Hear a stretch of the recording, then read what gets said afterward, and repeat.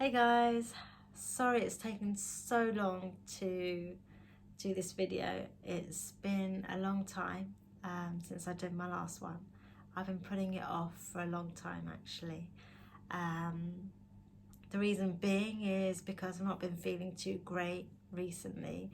Kind of goes up and down, but I wanted to give good feedback, but I had to do this video at the same time because I think it's only fair to give my honest opinion of the stem cell transplant that I had in Mexico in 2018. So when I first had this treatment, just before you leave, you're pumped with some drug called rituximab, which basically reduces inflammation in the body. So this is why I was feeling so great when I arrived back in the UK, and this lasted for a little while, and then stiffness started to kick in. So I've made a lot of friends since I've had the transplant because there's so many people that have had it. A lot of them had the same issues that I'm going through in regards to stiffness, and that's one of the main concerns of stem cell transplants that I found from a lot of people. It wasn't the life-changing, I didn't get the life-changing results that I thought I would get, in that I know the stem cell transplant wasn't a cure, and I knew that it didn't reverse symptoms, but I was hoping to get a little bit more out of it. I mean, I haven't had a relapse since 2014, so whether I had the stem cell transplant or not, I don't know. Would I have had a relapse again or not?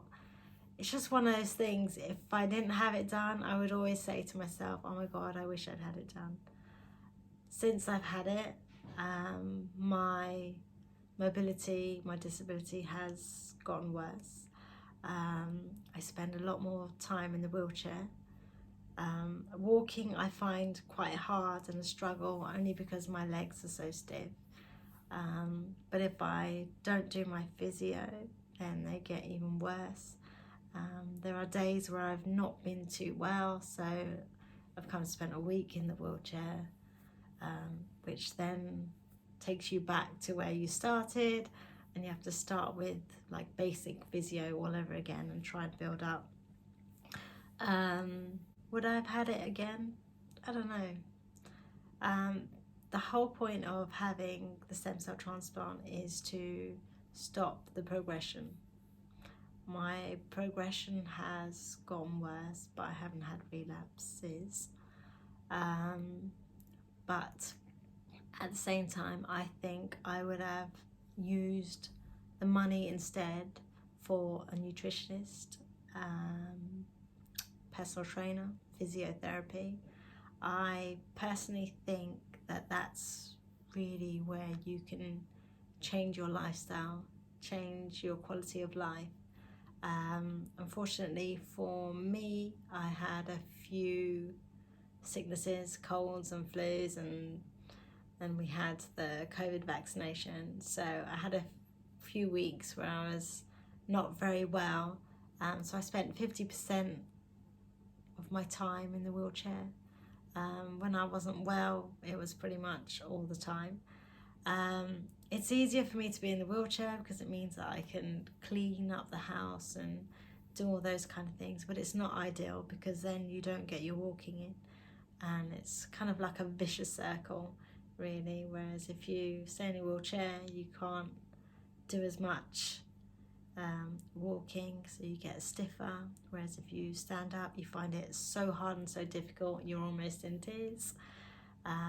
So yeah, it's one of those things you just got to persevere at. Would I recommend it, HSCT, to anyone?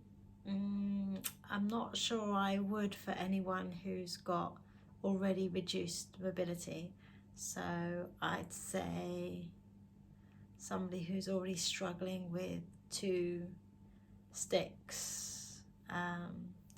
Although if you're willing to put in the hard work, then maybe, but it's one of those things you just don't know. I know people that have gotten really well with it and they've changed their quality of life, and there's some others like myself and quite a few others that have just not regretted it, but have definitely gone downhill since the stem cell transplant. So yeah, it wasn't something that I wanted to say, but I think it's something you have to really consider a lot.